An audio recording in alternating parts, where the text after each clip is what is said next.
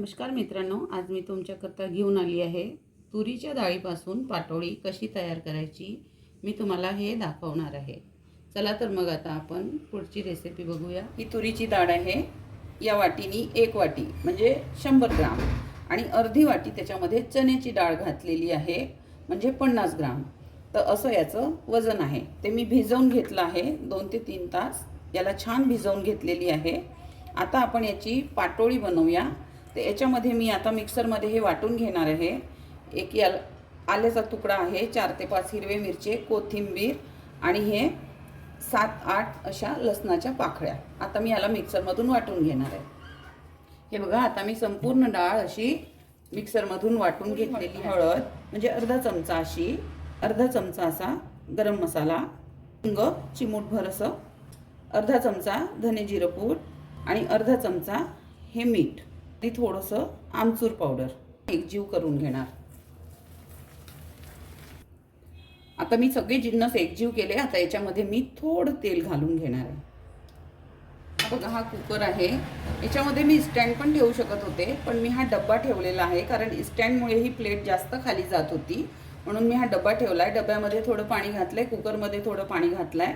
आता त्यावर मी ही प्लेट तेल लावून याच्यामध्ये मी बॅटर घालून घेणार आहे।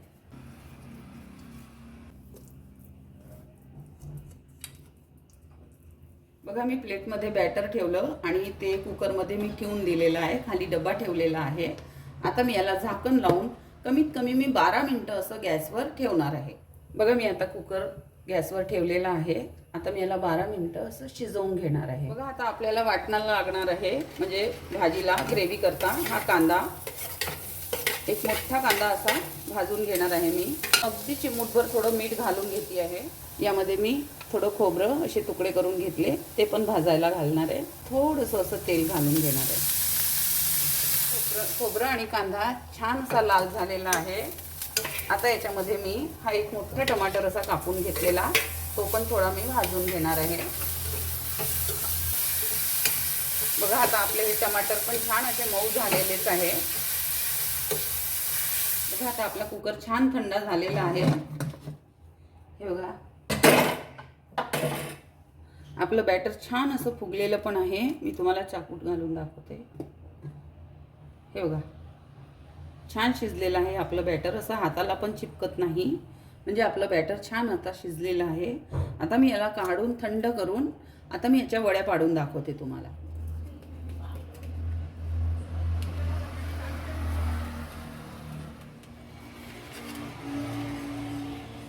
हे बघा, आपण तुरीच्या डाळीची लवट करतो ना, बघा मी याच्यामध्ये थोडी चण्याची डाळ घातली आहे। तुम्ही नाही घातली तरी चालते। आपण जशी तुरीच्या डाळीची लवट करतो ना, म्हणजे गोल असे हाताने बांधून गोल लवट, तर लवट न करता आपण अशा बॅटर शिजवून घ्यायचं आणि अशा वड्या करायच्या, म्हणजे ह्या पण याची पण चव अगदी लवटासारखीच येते। हे बघा, मी अशी काप करून घेतलेले, अशी शिजलेली आहे। आपलं बॅटर छान शिजलेलं आहे। भांडं गरम झालेलं आहे। आता मी याच्यामध्ये तेल घालून घेणार आहे। बघा, आपलं तेल गरम झालेलं, थोडं जिरं आणि थोडी हिंग नक्की घाला, याने चव खूप छान अप्रतिम येतो। थोडा कढीपत्ता आणि हे बॅटर आहे मिक्सरमधून वाटून घेतलेलं, याला पण छान असं घालून घ्यायचं।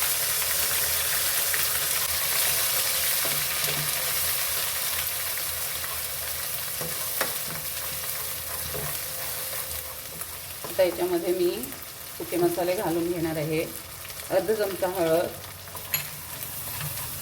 1 चमचाभर धने जिरे पूड आहे वाटून घेतलेले आहे, 1 चमचा गरम मसाला, 1 चमचाभर मॅजिक मसाला जो मी घरी बनवलेला आहे, अप्रतिम चव आहे याची,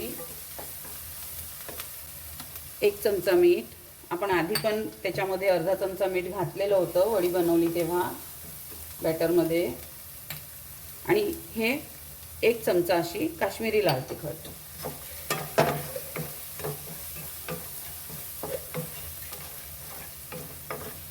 मी लाल तिखट म्हणजे जे आपलं मिरचीचं तिखट असते ते घालणार नाही आहे, म्हणून मी 1 चमचा असं हिरवी मिरचीची पेस्ट वाटून घातलेली आहे।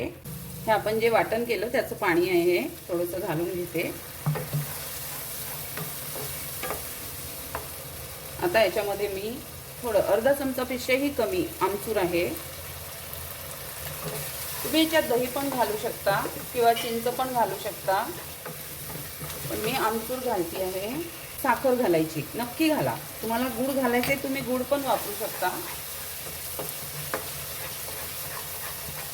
आता काय करायचं, कस्तुरी मेथी घालायची याच्यामध्ये. याचा फ्लेवर अप्रतिम येतो याला. आपण ग्रेव्ही उकळल्यानंतर वरून पण घालतो हे कस्तुरी मेथी, पण काय करायचं या मसाल्यामध्येच घालायची, म्हणजे त्याचा पूर्ण फ्लेवर याच्यामध्ये येतो. पाणी घालून घेणार आहे.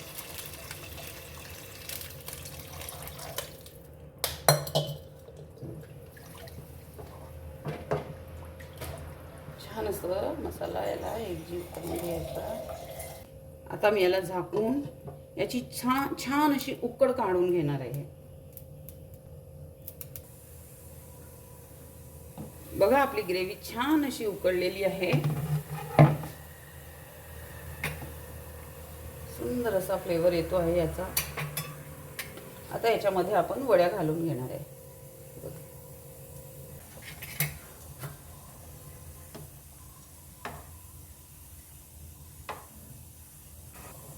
बघा एक 5 मिनिट मी याला झाकून घेणार आहे. आता आपले 5 ते 7 मिनिटं झालेले आहे.